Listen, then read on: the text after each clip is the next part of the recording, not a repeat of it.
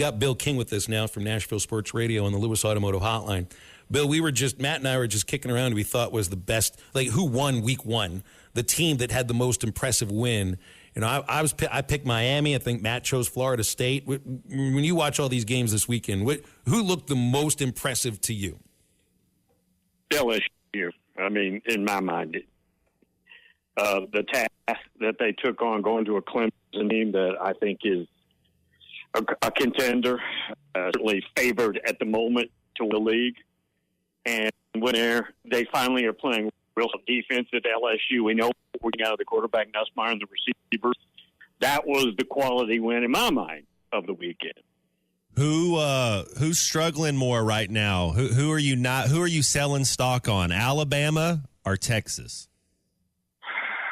Well, I sold stock on Alabama before the game when their stock price would have been plummeting now. So we hang on to it. It's not worth it to sell right now. I'd sell it prior. I think Texas is fine. I'm still not. Manning is the star. Says I haven't seen any start of his game yet.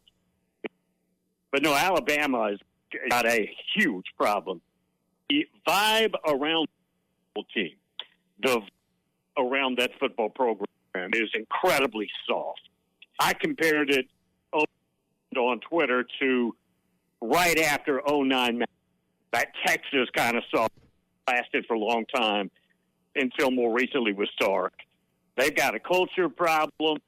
They've got a softness problem. Their defense is not physical at all. They don't really run the football. The quarterback, he's okay. Offensively, the left tackle is 50 pounds overweight. A lot of issues. Hey, Bill, it sounds like the connection's a little bit spotty. Ty, can you try to see if we might be able to, reconnect with Bill? Because every second word is blipping, so it doesn't quite sound very right.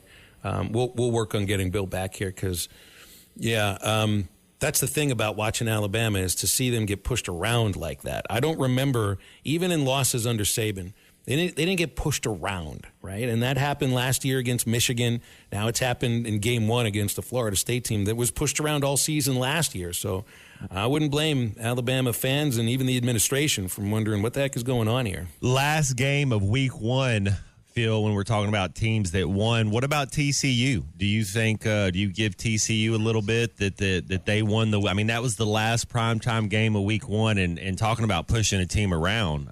They blew the doors off. Well, because nobody would have known who the opponent is for Belichick's first game, right? I mean, it's all about Belichick. It's all about, Jordan Hudson. It's all about North Carolina. And TCU's an afterthought. Getting Gold Digger copyrighted. That's right. We got Bill back here. Bill, TCU and North Carolina from last night. And it's like, even if you think that North Carolina is going to lose, you wouldn't have seen that one coming. And it makes you think that Belichick's not made for the college game right now. But then again, it's like, go ahead and overreact to week one, right? It looks like Urban Meyer in Jacksonville is what it looks like. Now, you're right. It's one game. But you get humiliated in that one game at home. And TCU's a good team, so I want to make sure I apply the proper credit there, but it looks like a colossal mess is what it looks like. Hey, what's going on with Malachi Hughes at Oregon? I thought he was the number one running back transfer portal guy in all of college football. 1 carry, 4 yards. Well, in the breaking a new quarterback, Dante Moore as well. I'm not sure. I noticed that, but I'm not sure what the issue was there with him. It couldn't be the game plan, I wouldn't think. Yeah, week one, you're not really too worried about it. I kind of thought Taylon Green at Arkansas, Alabama A&M week one. Let cream rise to the top. I thought Taylon Green was the best player on the field Saturday. Oh, he's outstanding. When he's clicking right, they've got an outstanding offensive coordinator, Coach Petrino. He might be, if we're just picking out a category, in Arkansas, he's not overlooked or underrated, but I think outside looking in, he's very underrated. I don't think a lot of people, when they talk about the quarterbacks of the league, nobody mentions him, and he's a problem. He's a threat. He's a dual threat. Why do you think nobody mentions him, Bill? Because we've all thought this ourselves. And on some shows, they'll be like, well, if he was the quarterback at Alabama, they'd all be talking about him. When it's understood, if you're probably the quarterback at Alabama, you probably didn't finish 6-6. That might have something to do with people talking about you. Yeah, and you've got the Nussmeier, you've got Lagway, you have Sellers, you've got that group. And they're always going to be the ones you mention regarding 2025 first. But there's other good quarterbacks in the league. The lefty Austin Simmons at Ole Miss, I think, is going to be outstanding. Now, they played Georgia State. There wasn't much competition there. But there's another one. I thought Joey Aguilar played well for Tennessee. They looked like they were clicking for the first time in a couple of years offensively. But I wouldn't worry about it. Matter of fact, if I'm Green, I keep it that way. What about Arnold at Auburn? That way. Jackson Arnold at Auburn.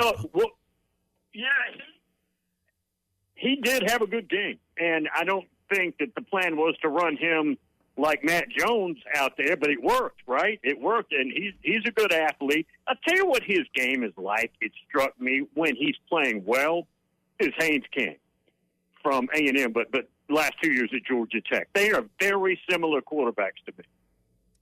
What is I'm looking forward to next week and kind of looking at the slate of week 2. Not a lot of great games like there was in week 1, but I'm one that caught my eye. Michigan at Oklahoma.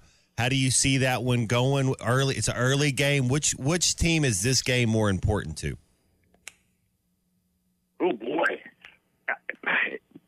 That's a tough one, the last part there, because Venables needs a good year. But John Mateer, the quarterback, had a very good debut. They've got the coordinator that they brought over from Washington State, Ben Arbuckle, who, if you've ever looked this guy's story up, wasn't that long ago he was selling DoorDash. And now he's making 7 figures as a coordinator and a hotshot wonder boy. That looks like they're healthier than they were a year ago, but that looks like it's working. I think it's important for both, but I don't think Venables needs to lose that game at home.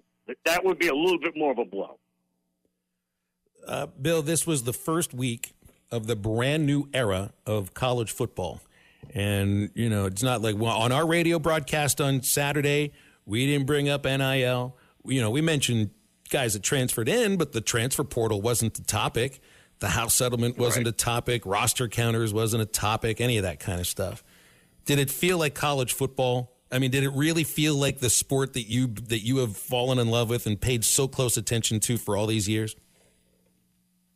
I think so.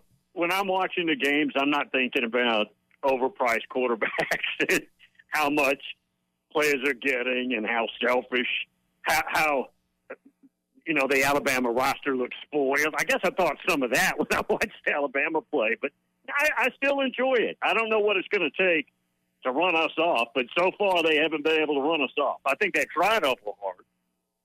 Well, good. We don't want you run off, Bill, because you're great, and we appreciate you joining us here. You don't always win your first bet. That's why MyBookie has you covered. Use our code HOGS, H-O-G-S, and your first bet up to $500 is fully covered. If your pick doesn't hit, you get it right back with our Bet Back bonus. Go to MyBookie.ag and use the code HOGS to claim your Bet Back bonus. MyBookie's where bettors win together, because bragging's good, but cashing in is better. And your first bet is fully covered. Use our code HOGS. Got a little jingle